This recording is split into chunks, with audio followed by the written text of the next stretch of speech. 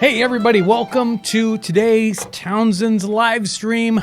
Whew, we just barely got ready in time for this one. It's always a fight, right at the end at 4 o'clock. We're running around, we're trying to get things ready, and I'm ready. I think I've got everything I need here. We even had the set torn apart earlier, and then we had to put it all back together. Anyway, I'm John Townsend, and what? He's shaking his head back there. I'm John Townsend, and you're on the Townsends live stream here. It's Friday. It's 4 o'clock. Behind the scenes, the guy's making everything happen properly and fixing it. Anyway, Aaron's on the console, and he's making sure that, that I sound right and I look right. I'm making sure you look good. Yeah, I look right. He spent like 30 minutes trying to get the lighting right today, so hopefully I look good. Kyle's back there on the question box. He's writing down, he's checking all these special. He's the guy who's gonna pick out your question, so be nice to Kyle or he's not gonna read your question. That's right. And Orion is keeping me in line. He's the stage manager. He's making it so I don't forget all the important stuff, like this piece of paper that's in my pocket. I got stuff written down on. Anyway, so today's topic, we're going to be talking about old tools, cool tools, all kinds of stuff like that. But what are we doing first, Ryan? We're going right into questions. We are going to go right into some questions. Yeah. So, Kyle, do you have a couple good questions for me? Good ones this time. Oh, wow. He tries really hard. He Okay, works hard man. back there. I do have some good questions, Good. like every week. What is your favorite woodworking tool? Wow. Axes. Yeah. I like I've been doing a lot of axe work recently, and so all of a sudden it's like axes have gotten really important. And they're the kind of first tool of all, right? You can't have any wood to work with until you chop down a tree. You got to have an axe for that.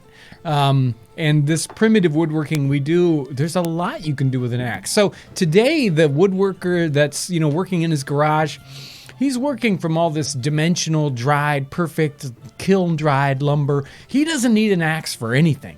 But if you're working on the other end, boy, axes, you can get a lot done if all you have is an axe.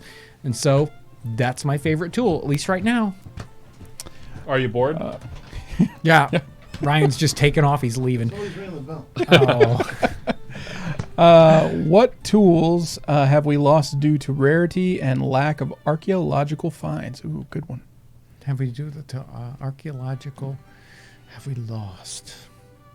Because we don't have them anymore to understand, or even the simpleness of an axe here. And I've got a bunch of axes on the floor. Lots of different designs. We kind of think of the classic axe shape today, sort of a Michigan head. That's one of the terms for it. If you go to the hardware store and you just go get a wooden handled axe, plain and simple, that style of axe is from about 1800, maybe a little bit earlier. That's a classic American style axe that actually was formed up because of the kind of environment that we have here in North America. At the time, we had lots and lots of trees. We needed a certain kind of axe to chop them down. In Europe, the axe design was, especially that time and earlier, was a different style of axe that just didn't work well for us. And so understanding exactly the time period and the evolution of the axe head from, say, 1600 to 1800 is actually a real interesting topic and can be hard to nail down because not very many people, or basically nobody, stamped, a date into an axe head after they made it. So, and it's not the typical kind of thing you would have illustrated. So dating and knowing exactly the how axe heads changed in that time period, a real interesting topic, and one that isn't as easy to kind of nail down as you would think.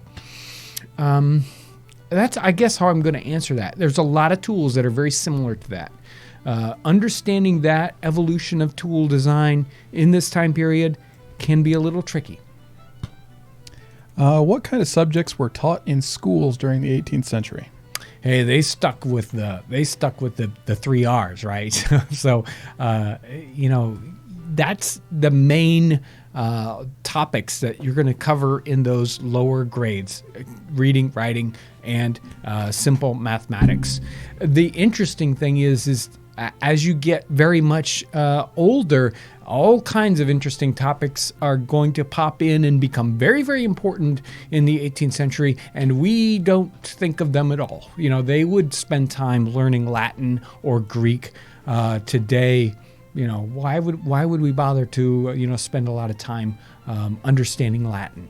So those are the kinds of things that we forget about today, or we don't spend a lot of time on, that they would have spent a lot of time on in the 18th century, and they wouldn't have bothered to teach sociology or those current events kinds of classes, because they didn't think they would be terribly helpful or useful. They figured people would kind of get that naturally. Will we ever have Dan Wowak back on the channel?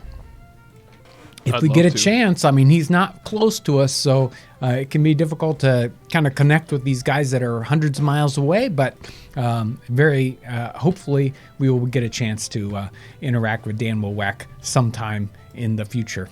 Yeah, he's always welcome. Yeah. This question says, I've always thought about being an actor at a colonial or historical place. Any tips? Well, I mean, each historic site is a little bit different, and some of them really do a lot of first person and really do a kind of an acting thing. Most historic sites, I don't know if I could kind of go that way and say most, but a lot of historic sites don't do that. They're just sort of interpreting from a third person sort of way. You'll get somebody that's interacting and telling you about history, but they aren't trying to be a character in history. So you'll need to find a site and see the kind of work that they do. Some of that stuff is very extemporaneous. They're sort of off the cuff, and other ones have much more scripted things going on. But generally, it's kind of off the cuff first person sort of thing. You'll have to find out what sort of sites are doing that in your area and see if they're open to that. That can be a pretty hard thing to break into. Would an axe head really last for generations? Most certainly. I mean, I've got axe heads here that are, possibly 250 years old, and still I expect to be able to use them, and they can still be used. Let's see them. So, there's a nice broad axe head. And this one's is fun because you can see the where the steel got put onto this one. This axe head was, the main body of it is forged with wrought iron, which is too soft to use as a cutting edge. And then so you have to come in here and put a steel edge on the front of your axe. This axe head certainly, easily 150 years old, probably older than that, and still completely usable. Still, part of this is still razor sharp. So got to be careful handling this guy, especially when it's not really sturdy on its handle. So I have to, I have to hang a new handle on this guy, but ready to use. Certainly a good axe head is going to be, as long as you take care of it properly. So probably some of the worst things you can do with the axe heads, you have to be really careful about not cutting dirt, right? And another thing is you got to be careful about not pounding on one of these steel axe heads, or iron axe head in this case, with another iron tool. Let me see if I've got one down here.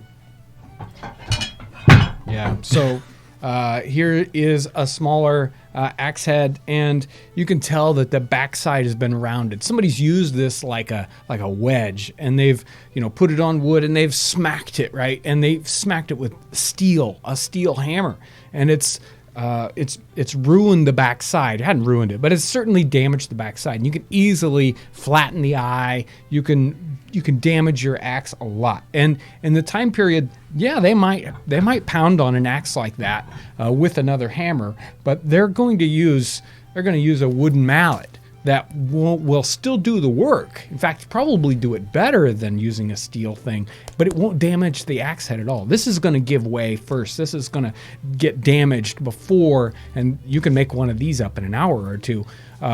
This is going to damage itself before it hurts the axe head. You want that axe head to last, again, for generations. So you want to use it properly. You want to keep it sharp. You don't want to, hit rocks with it. And then they will last virtually forever if you keep them from rusting too much. That looked really familiar. Yeah. Yeah. You're telling We'll me. talk about that later. Hey, I'm going to do a couple donations real quick. Good. And then we'll do some questions. $10. Oh, I think it's Australian dollars. There's an A in front of it. Okay. Yes. From Helen H. Thank you. Thank you. And then $10 from our good friend Max are cool. There he is. Thank you, Max. I've heard nails were less used than things like mortise and tenon? Mortise and tenon. Or wood pegs. Yep. Yeah, if people had nails, what would they be saved for? Mostly horseshoes? Question mark. Well, when nails are expensive, and you can imagine that if you had to make, someone had to hand make each one of these nails, it's going to take a lot of time. If you got really good at it, and I was talking to somebody about nail making just recently, I think I was talking to Jamie Tyree about making nails and how quickly you could make nails in the time period. And hey, Jamie, if you're out there, tell me how fast you could make nails in the time period. I think it was like, I didn't even want to guess. But imagine you could make, let's say 100 nails in an hour. You might even be able to do a little faster than that. That still turns out to be a very expensive nail. You've got the metal, you've got all this time it takes to draw this metal out into the nail rod in the first place, and then you're cutting this rod, you're shaping it. You got to shape the head of the nail. Wow, nails get really expensive when you start thinking about making them by hand, and each nail was made by hand, by somebody in the 18th century. It isn't until the 19th century where they start to mechanize this and pound these nails out, or actually cut the nails out of sheets of steel. So nails were very expensive. You would use them for the things that you couldn't use a peg for. So there are certain situations where it's not easy to use a nail, or not easy to use anything else but a nail. I don't have kind of some really good examples right off the top of my head, but there was certainly an expensive product that you would be very careful about how you would use them, and you would not use them willy-nilly, just any place. You're going to be very careful about how you use your nails. I wish I had something I was going to think about nails, but went off the top. Let's get to another question. Yeah. Okay, so what was the most common tool most families had in the 1800s? Well, I talked about axes earlier, and I think the axe is, if you're going to go out in, as a family unit, go out into an area where you're going to settle, an axe is going to be one of your very, very primary tools. And you can make a lot of tools with an axe. In fact, that kind of leads me into Monday's video. We're going to be doing just that. We're going to be making a tool with an axe in that sort of wilderness setting. So make sure to check out Monday's video because you can see that very thing. If all you have is an axe, you can do a lot of different things. You can make tools out of the surrounding materials that you have with you, wood, and do a lot of different things with those. So axe is going to be a primary tool. You're also going to have, a simple belt knife. If you're going out into the wilderness and you got to feed yourself, you're probably going to have a gun. Definitely should have that for both protection and for getting food. And most of the other kind of things you can really kind of make up as you need. Somebody asked, what's your oh man, I lost the comment. Oh, what experience have you had with historical woodworking? And we'll find out on Monday. Yeah. So, most of the historical woodworking experience that I've got is, read a whole bunch of books and say, okay, how do I do that? How can I do that? And then I try things out. So, I do standard, sort of construction woodwork, non-18th century, building a house or whatever. 18th century wise, just basically simple stuff, small stuff is all I have experience of until the kinds of projects that we've been doing this summer and plan to do this fall. Do you employ any 18th century methods in your modern life? Anything you've liked from journals and books that the rest of the world has forgotten? I don't know about, forgotten necessarily. So many of the things we do are just, 4 or 5 steps away from what they did 200 years ago. So and my life is so intermixed between modern, sometimes ultra modern, and modern technology, and using that and studying old technology, 200 years ago, 300 years ago, or even further back than that. So I live this fully blended life of maybe I need to make something and do I do that in a forging kind of situation with an anvil, or do I go to my CNC mill and do I carve this thing out? It's like I do it all. I use all these different tools to kind of make the most of my time. Sometimes I really want to understand it in a period context, and so I'll try to do something completely period. And then other times it's like, no, I'll use modern methods for whatever it is. Why did they use horns to hold gunpowder instead of wood or other materials? Well, you certainly want to use horn instead of something like steel or tin or whatever, because you don't want sparks, right? Because it might set off your gunpowder.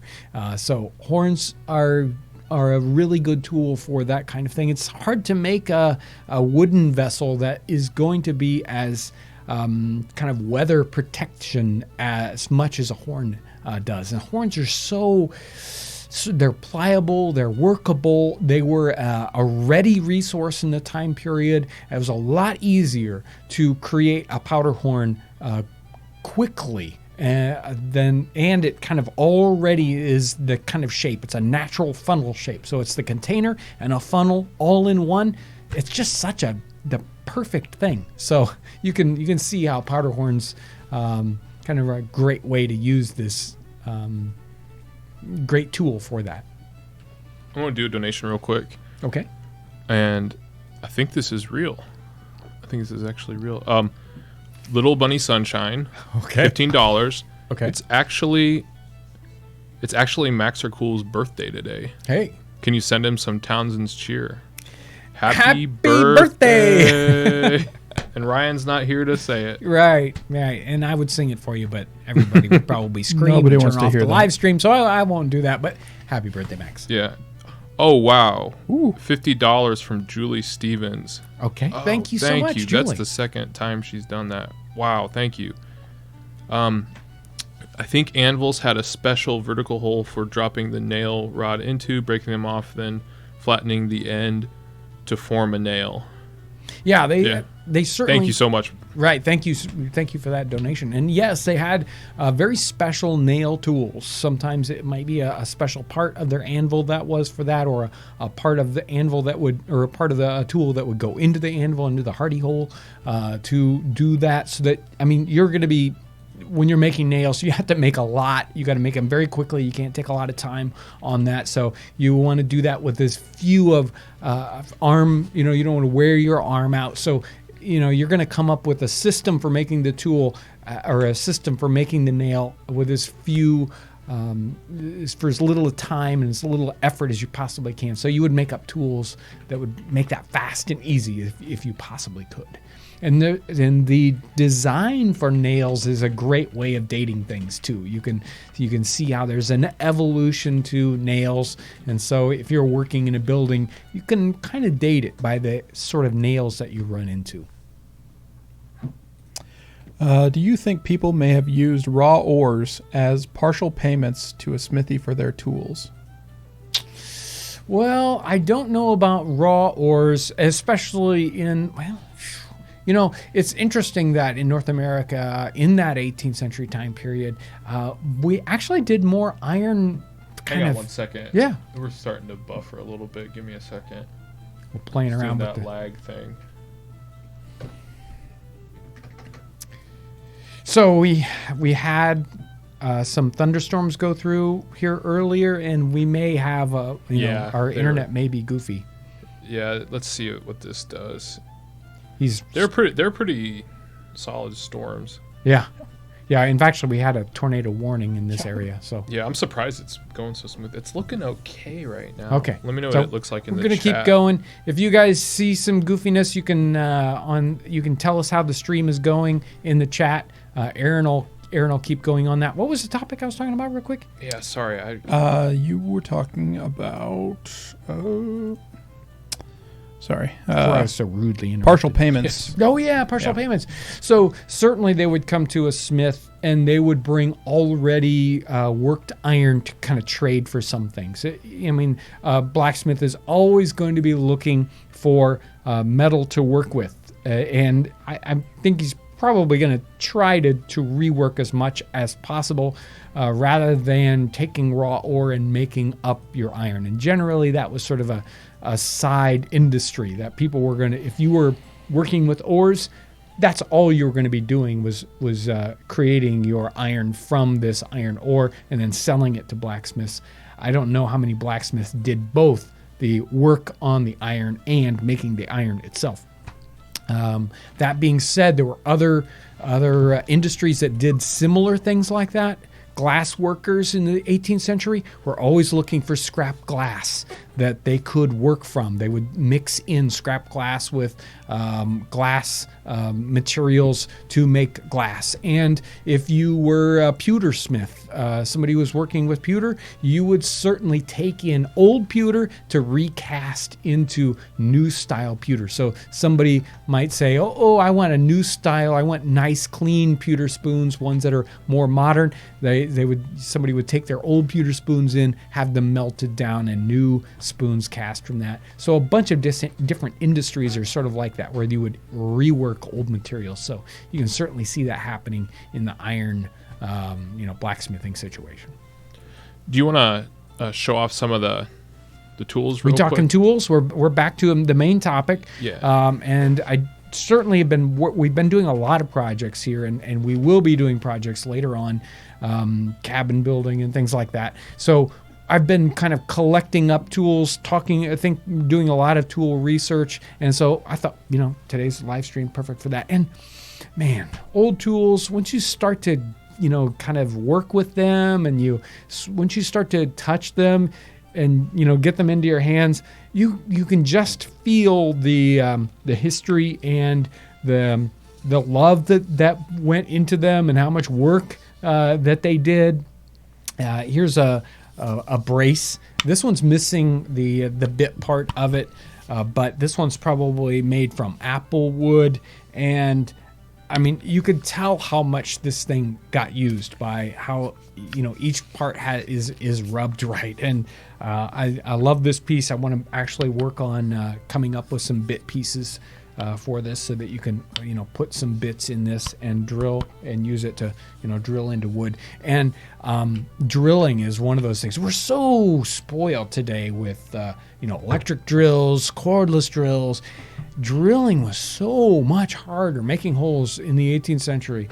We think, oh, well, they didn't use nails. They would just peg these things together. Well, to peg things together, you have to drill a hole, and it wasn't as easy as you think, right? So where have I got? Here's a little bit, a T-handled auger here, and this is probably this style of kind of twist auger with this threaded end. This is a sort of a 19th century, early 19th century. I think they started doing this in 1770, but they really don't show up until the 19th century. Even this is super easy compared to the augers that are even, that go back further. This screw bit on the end of this kind of pulls this auger in. As you continue to turn it, it helps guide it and it helps pull it into the wood. But before that, the bits didn't have that screw, and so you really had to dig in. Where is that? Here we go. So here are a couple of spoon bits, and this one is very, very simple, kind of a spoon end to it. To get this to actually, go into the wood, you almost have to have a pre-hole that you go in with like a little gimlet, and you make a little hole in your wood, and then you have to really bear down to get this thing to cut at all. It is very difficult to use these tools, especially after you've used a modern tool. And it's like, you make your hole. It takes about a second, maybe a whole 20 seconds to drill into something really hard, make something that's like a half inch.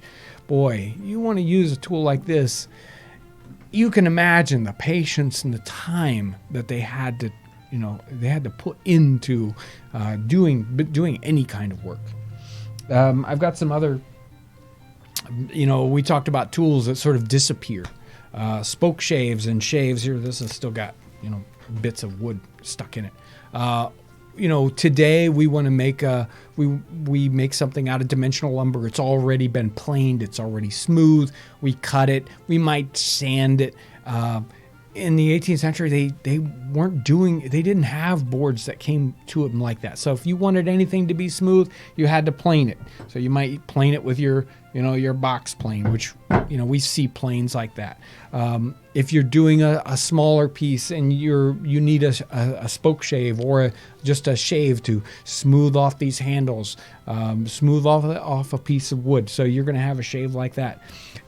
Sandpaper, they had it. They had some of that in the 18th century, but you don't see it a lot. They're going to be using scrapers. They're going to be using shaves just like this.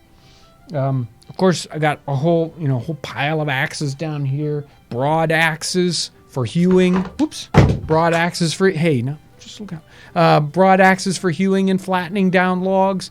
You've got felling axes. You've got finish axes that you're doing finer woodworking with that we, of course, don't use at all today. And, you've got all kinds of wooden tools that you're going to make on your own. So you might make a maul as a large hammer. And I've got here a glut. So like a little wooden wedge. If you're splitting wood, you don't want to. Today we have all our logs, all our lumber. It's all sawn. In the 18th century, a lot of times they would split wood. It's a lot faster, and you could get sort of nice boards out of it if you split your wood, and you would use metal wedges, but even more often you would use wooden wedges like this. And this is a wedge made out of a very particular kind of wood. This is made out of sometimes it's called blue beech. It's a very, very hard wood.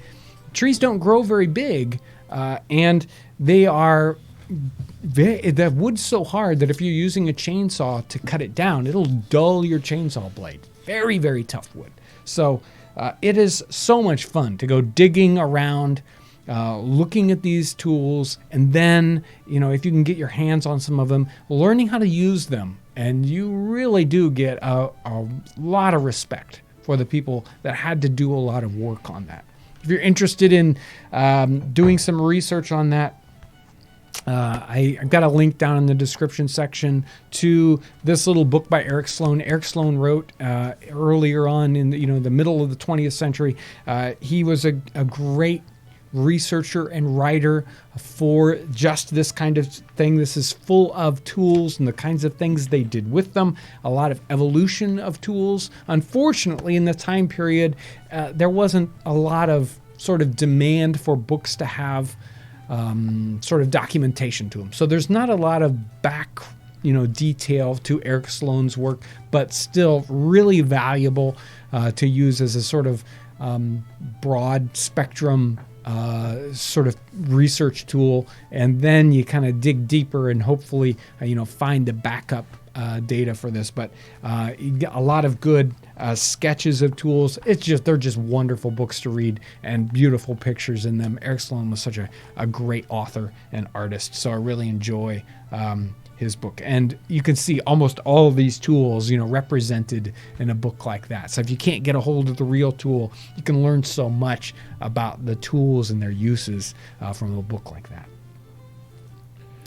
Do we have any other kind of specific? Well, do we want to? Let's do the Instagram. Okay, Let's do so Instagram real Ryan's quick. not here, but Aaron knows what he needs Oh, to I know. know what to So do. every week we dip into the Instagram stream and see what's out there. We're looking for things with the Townsends hashtag, looking for pictures that have to do with the episodes that we do. So maybe cooking or historical things at historic sites or what, historical projects, whatever. We go through the stream, we look for something we really love, and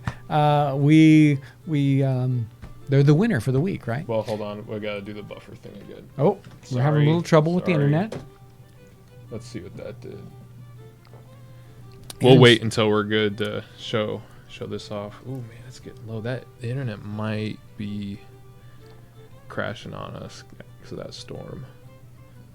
How's it look now, everyone? It's looking okay. Is it on getting a our little end? better?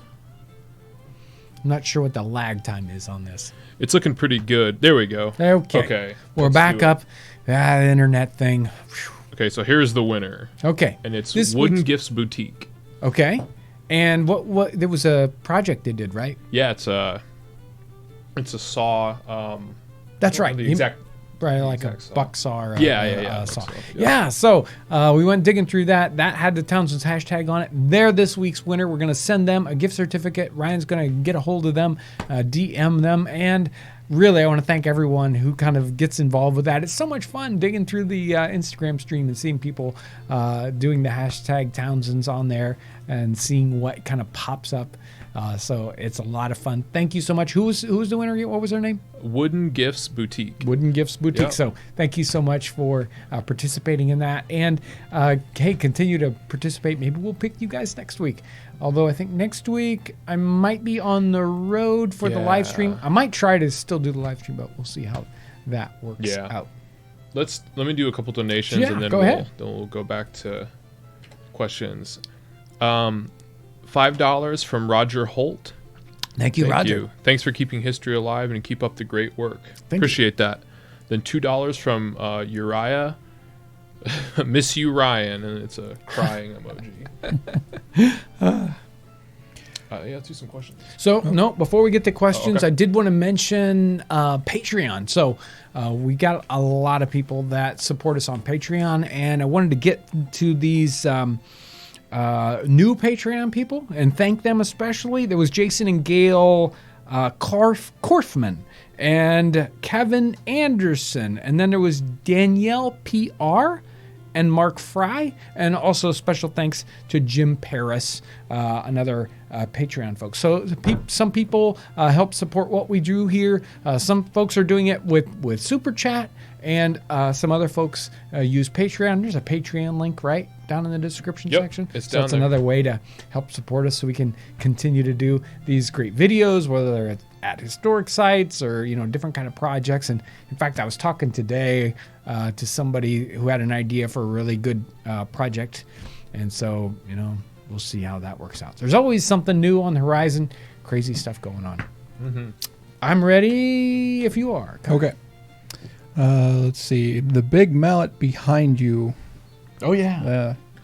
Was the big mallet in the background used to fix things back in the day? Oh yeah, you can fix stuff with this. Yeah, this one I made this guy about I don't know, a month or so ago, and we've used a lot. Really handy for the projects that we've been doing and videos that you will see rather shortly in the stream. They would make you kind of like all these tools. You want a selection of different sizes to use. So, a mallet like this is really helpful for one particular job, but sometimes it's too big or it's not big enough. And so a tool like this, you'll have a range of sizes. So this one's sort of a medium size mallet. You'll want a nice one with a, at least twice as big as this. They called them commanders. If you're moving a real heavy log and you want to move it into position, you would use the commander to knock it into position. And then sometimes you're doing real fine work and you want a rather small piece to use.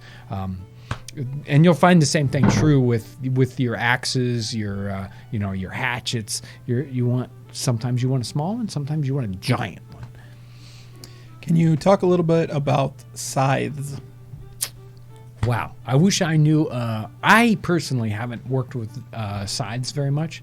I've spoken some to somebody like Bill Maddox, who uses them a lot, and I would like to do a lot more with scythes, but I don't have a lot to say about scythes right now because I'm not sure exactly what sort of part there is to play, except to say. If you've got the right scythe and it's, the right kind of sharpness, you can do some amazing things with them and much more quickly than you would imagine. The ones I've played with in the past, I don't think they were nearly sharp enough. And so, you mess with them and you wonder how anybody ever got anything done. And just like any of these edged tools, boy, you put the right edge on it and all of a sudden you start to understand why these tools are so useful. And if they don't have an edge on them, you might as well be hitting it with a rock. Whatever it is you're trying to do. What do you think is the most technologically advanced tool of the 1800s? Technologically advanced tool. I would have to think on that one for a while. I don't have a good, super fast answer for that. What's the difference between a salamander and a regular shovel? So they would kind of talk about them interchangeably. Salamanders are a tool that you would use to heat up in the fire and then put over the food to cook it from both sides, or usually from the top. You would use your salamander and you come up over the top of a piece of food to brown it, or heat up the very top surface, and you like caramelized sugar on the top of something. You'll see the similar references, or maybe even a recipe will say use a salamander or a fire shovel to do the same thing. So if you didn't have a salamander, you would use the next best thing, and you would use a fire shovel, which are a fairly heavy metal shovel, fairly small sized, that you used for moving around coals. Generally, a fire shovel isn't going to have as thick a metal, and it might be harder to. It'll be easy to get it hot, red hot, that you want for browning your food, but it would cool off very rapidly. Salamander is going to probably have a good bit more metal to it. You'll put that into your fire. Might take a little bit longer for it to get up to heat, but it's going to stay hot longer as you're trying to brown your food. And even then, it can be difficult sometimes to get enough, to get your salamander hot enough for it to do its job, and it'll try to cool off rapidly. This question comes from George Washington himself. Wow. Hey, hi, George. What were some odd jobs in the colonies that colonists did that don't exist today? I think one of the things that's happening, I'll generalize that and say that we might call them cottage crafts or cottage industries that are happening throughout basically any time before 1950, right? People had things they would do in their spare time that would earn them side money, an odd job, a spare thing that they would do. And we've so much gotten away from that in our society. When we want to relax, generally people will listen to music, or they'll watch a movie, or they'll watch television. When people wanted to relax in the 18th, 19th century, they would relax and they would make something. They would do something. And that item would be, either for enjoyment for their own family, or many times that would be an item that they would sell. And so there are a lot of different things like that show up in the 18th century. As something as simple as making socks. You'll see people knitting all kinds of clothing or small wooden crafts that they would be able to make in their living room, and carve things, or any little, make baskets, all these different items that we don't do today. Instead we enjoy ourselves and totally waste our time and have nothing useful to show for it at the end of the night. And they would do those things to relax. Hang on one second. I still think it's kind of doing some buffer stuff. Does everything look good to everyone right now? It's kind of keeps dipping back and forth. I mean, we got a lot of rain. Yeah, I really expected the internet to be a little goofy today. Yeah, hopefully it's going good. Like, it says it's good on our broadcaster, but YouTube's saying it's kind of low. Conflicting. Yeah, conflicting reports. Well, hey, while we wait, $2 from Dasani Water. Okay. Right on. Thank you. Is there nutmeg ice cream? It's been a while since I've been digging in the nutmeg or in the ice cream recipes, but I'll have to work on that. One person said when you had the mallet, that's how you break up your nutmeg. That's right. That's right. Put that nutmeg, wham. Yep. Okay, I guess we can. Well, Ryan had this other. What did Ryan have? Oh, it was the Instagram name. Nope, we got it. Good. We're good. Good. Do you want to do some more questions? Yeah, I got more questions. Okay, Let's we've got go. more. Boy, you're doing great with questions today. Will you ever film a video on this channel in 16 millimeter? That would quadruple the cost. Quadruple. If you want to see some 16 millimeter work, you go to the zombie video and you watch the credits at the end. That was shot in 16 millimeter, and that was fun. The credits took as long as the. No, it didn't. And there was even some. We did a trial. Hyperbolic. We did a trial version of it that I think I almost liked better. It was where we shot it out here on the street. Remember that one? Yeah, but the cemetery was. Yeah, the cemetery was was perfect. it was good. That was It perfect. good. So If you guys haven't seen the zombie video, go find it. Go to the zombie video. I mean, that was back when we did videos like that, which we don't do. But yeah, the credit section is shot on 60 millimeter film, hand processed, and so everything is done by hand in that one. That was a lot of fun. Dog75, Ryan is with a customer right now. That's why he's not here. Yeah. That never, doesn't really happen. I'm surprised it doesn't happen more often. Well, we should lock the door and not let anybody come. Oh, no. All right, let's do some more. Did they teach carpentry in schools? Like so many things in the 18th century, which again, one of those things we've kind of lost, except in very, very small pockets.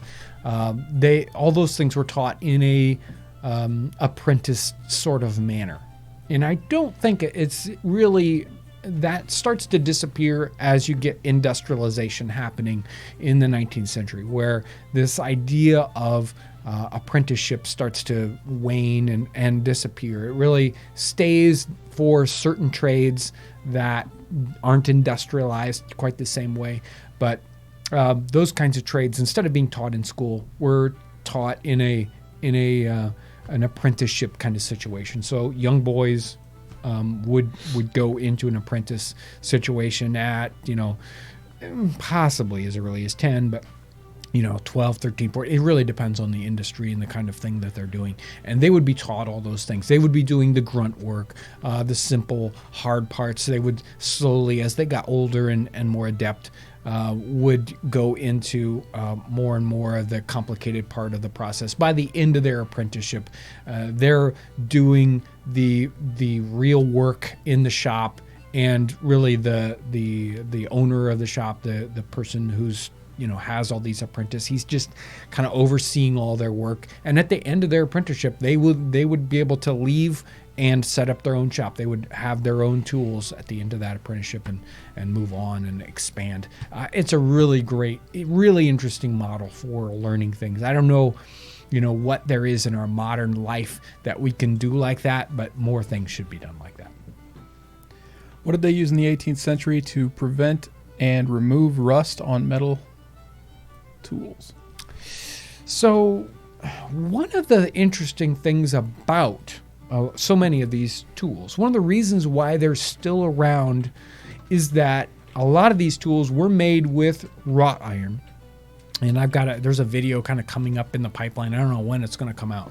But I had a great interview with Jamie Tyree, a blacksmith who works in wrought iron. And wrought iron is the kind of metal that's being mostly used in the 18th century.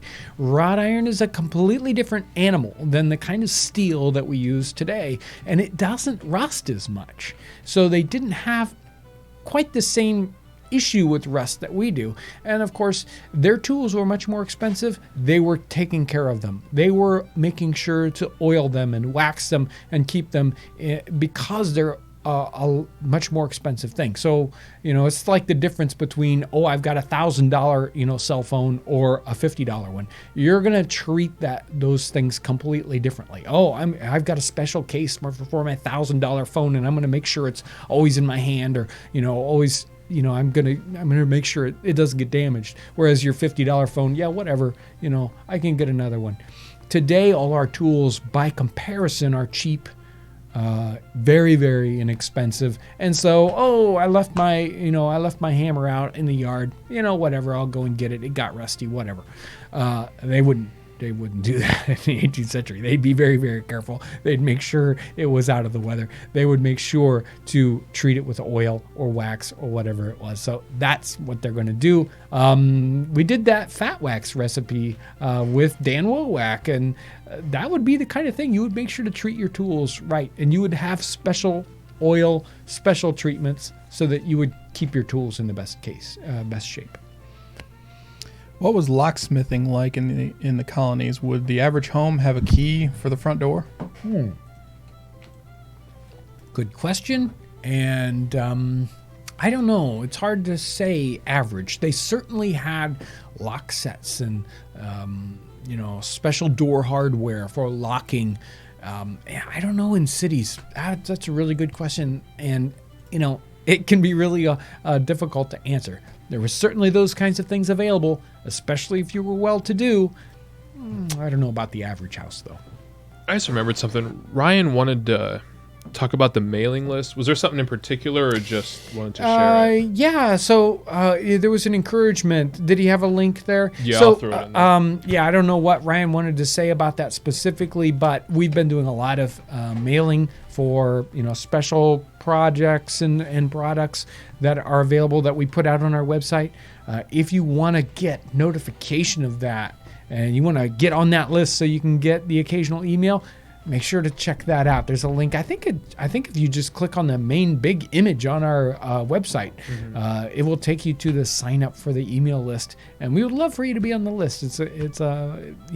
Ryan's the person who kind of puts together a lot of those emails, so he's always looking at who's on the list. So it'd be great if you were interested in that to check that out. Yeah, just threw a link in the comments section. Yeah. There's also one in the description box. Great. If you missed the comment. Do a couple more questions and wrap it up. Alrighty. Was the blunderbuss still in use during the 18th century? It was, but it was certainly, that is a sort of a 17th and, running into the 18th century. That certainly does start to disappear and become a lot less popular. And we kind of almost, it's a cliche to see something like, let's say, 17th century pilgrim, right, with a blunderbuss. Oh boy, I don't think there were that many of them. I think it's a much more finely a narrow market for an item like that in the 17th and certainly in the 18th century. And you're not going to see nearly as many of them as we see in, paintings and pictures, especially interpretations of that from the 20th and 21st century. So, did they have them? Were they available? Yes. Were they very popular? I doubt it. Was a whetstone or penning more popular for sharpening tools?